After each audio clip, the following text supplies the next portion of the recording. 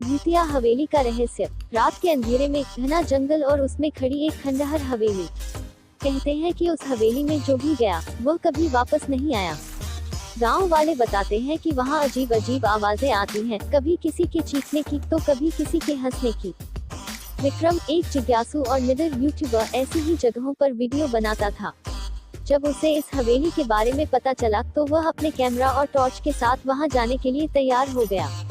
उसके दोस्त रघु और नेहा ने उसे बहुत समझाया, लेकिन उसने किसी की न सुनी। रात 12 बजे हवेली के अंदर, हवेली का दरवाजा अजीब तरीके से खुला हुआ था, जैसे किसी ने उसे जबरदस्ती तोड़ा हो। अंदर घुप अंधेरा था, हवा में एक अजीब सी सड़ांध थी। विक्रम ने कैमरा ऑन किया और धीमे कदमों से अंदर बढ़ा। लकड़ी की सीढ़ियां चरमरा रही थी और हर कोने से ऐसा लग रहा था कि कोई उसे देख रहा है। तभी अचानक खरर खरर एक हल्की सी सरसराहट सुनाई दी। विक्रम ने टॉर्च उस दिशा में घुमाए, लेकिन वहां कुछ नहीं था। जैसे ही वह आगे बढ़ा, उसकी आंखें एक पुराने आईने पर पड़ी। आईना धूल से भरा था, लेकिन उसमें उसकी परछाई कुछ अजीब लग रही थी। वह जैसे ही आईने के पास गया, अचानक उसकी परछाई हिल गई, लेकिन विक्रम ने खुद कोई हरकत नहीं की थी। आईने के पीछे का राज। डरते हुए उसने आईने को छुआ और तभी धड़ाम, पीछे का दरवाजा खुद ब खुद बंद हो गया। हवेली में एक भयानक सन्नाटा छा गया। विक्रम का दिल तेजी से धड़कने लगा। वह कैमरा घुमाकर रिकॉर्डिंग करता रहा। अचानक आईने से एक बेजान, डरावना चेहरा प्रकट हुआ। फटे कपड़े, सूनी आंखें और चेहरे पर गहरे जख्म। वह आईने के अंदर से विक्रम को घूर रहा था। विक्रम का पूरा शरीर सुन्न हो गया। तभी उस चेहरे ने एक भयानक आवाज में कहा, तू भी अब यही रहेगा, हमेशा के लिए। भागने की नाकाम कोशिश। विक्रम चिल्लाया और भागने के लिए मुड़ा, लेकिन हवेली का दरवाजा गायब हो चुका था। चारों ओर सिर्फ दीवारें थीं। वह दौड़ता हुआ सीढ़ियों, भूतिया हवेली, अंतिम रात का रहस्य। भूमिका। काले घने जंगलों के बीच एक पुरानी हवेली खड़ी थी, राजपुर हवेली। इस हवेली के बारे में कई अफवाहें थीं। कहा जाता था कि वहां रात में जाने वाला कोई भी इंसान वापस नहीं लौटता।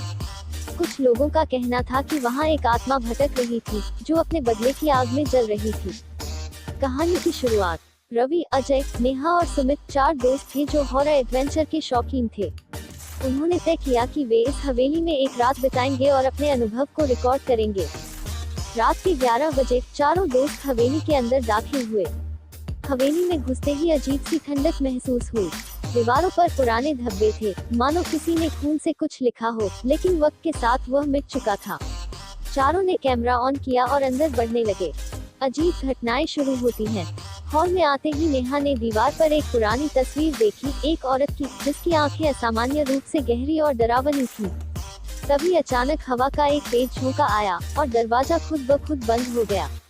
अजय ने दरवाजा खोलने की कोशिश की, लेकिन वह जाम हो चुका था। अब हमें सुबह तक यहीं रुकना होगा, रवि ने घबराकर कहा। जैसे जैसे रात बढ़ती गई, अजीब घटनाएं शुरू हो गईं। सुमित को लगा कि किसी ने उसके कंधे पर हाथ रखा, लेकिन पीछे देखने पर कोई नहीं था। नेहा को किसी के फुसफुसाने की आवाजें सुनाई देने लगी। रवि का कैमरा अपने आप चालू बंद होने लगा। अचानक एक जोरदार चीख हवेली में गूंज उठी। आवाज ऊपर की मंजिल से आ रही थी। भूत से सामना। चारों डर के बावजूद ऊपर जाने लगे। वहाँ एक कमरा था, जिसका दरवाजा हल्का सा खुला था। जैसे ही उन्होंने दरवाजा खोला, उन्होंने देखा एक सफेद साड़ी पहने औरत खिड़की के पास खड़ी थी। उसके लंबे बिखरे हुए बाल थे और चेहरा पूरा काला और जला हुआ था। औरत धीरे धीरे घूमी और उसकी लाल आंखें चारों को घूरने लगी। उसने अचानक चीखते हुए कहा, क्यों आए हो यहाँ? जाओ, वरना मौत पक्की है। नेहा जोर से चिल्लाई और बेहोश हो गई।